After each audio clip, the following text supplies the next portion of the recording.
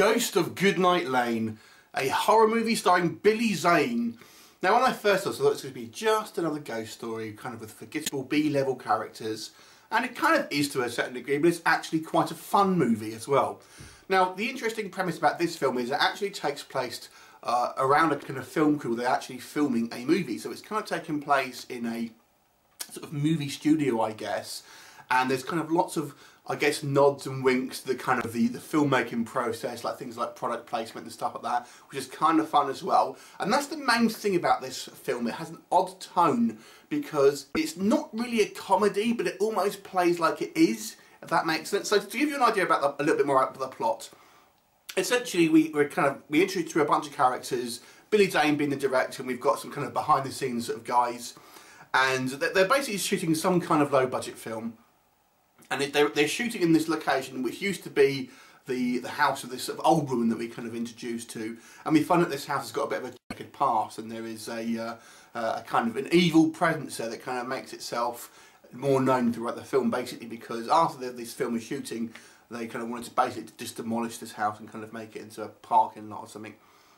And as the film progresses, things kind of get more and more violent, and we sort of see this kind of the ghost. And the ghost itself has actually got quite an interesting backstory, so I'm not going to spoil here, but I actually quite like that. It's kind of an interesting backstory. Anyway, and essentially they're kind of trapped in this house with the ghost kind of torturing them, and obviously we have some sort of character deaths and things like that. And that's it, basically, trying to understand the kind of the motivations of this particular ghost and trying to sort of communicate with it and trying to sort of get out alive. And that's really the kind of, obviously, the plot. Very, very slight plot, to be fair. But like I said, the main thing with this film is the strange tone, because there is some kind of quite bloody kills in it, but it's not quite like a full-on horror film. But it's not like a kind of horror comedy either, because it's not really a jokey film. But some of the sort of situations and sort of the dialogue that is said almost goes there. It's not quite comedy, but it kind of gets so close to that kind of the edge of being a kind of almost like a parody, a spoof, but it doesn't quite go there, which makes it a bit of a funny tone. So you're going to kind of be put off by this sort. So at least some people, I think, will be.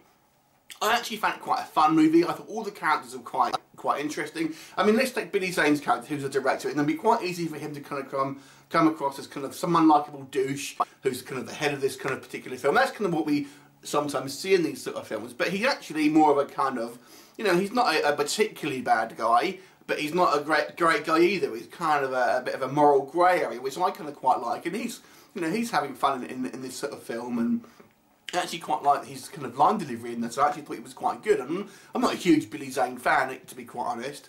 You know, and we have the kind of some of the sort of the stars of this sort of particular production shop, and there's obviously these sort of blonde bimbos and stuff like that. But it's all very kind of like knowing winks at the kind of this kind of industry, basically, I suppose, and maybe some sort of jokes that if you've ever worked in the film industry, you may get. In regards to the special effects, yeah, they're kind of a little bit sort of CGI'd sometimes, and maybe not quite sort of up to sort of scratch with what you've probably seen in stuff like the higher budget movies. But nevertheless, I thought they were relatively effective. You actually do see quite a lot of the kind of ghost itself, and there's a couple of great scenes involving these sort of dolls. Now, you know, sort of kids' dolls are obviously, we've seen them loads of different times, and they can be sort of quite a horrific state. And this one does quite good. They're a little bit sort of CGI'd sometimes. It kind of takes away from kind of the more sort of the spookiness of it. But there's some great scenes involving these sort of haunted dolls, which I won't spoil too much for you. But overall, I actually thought this movie was quite fun, and I actually quite enjoyed it. Like I said, it depends on, if you want a straight horror film, then this may be put off. You may be put off by this. And if you want kind of a horror comedy, it might not have quite enough comedy for you. But nevertheless, I kind of, for me, it gave it this kind of almost like a unique feel to it that I actually quite enjoyed. And I liked the backstory. I thought it was quite a little bit silly, but nevertheless quite a sort of inventive sort of backstory. And I quite like the characters. So overall, I don't have a lot wrong with this. I actually quite enjoyed it for quite an enjoyable B-movie. So I want to give this movie a 7 out of 10. Have you seen it? What did you think of it? Leave me a comment, and I'll look forward to seeing you next time. Bye for now.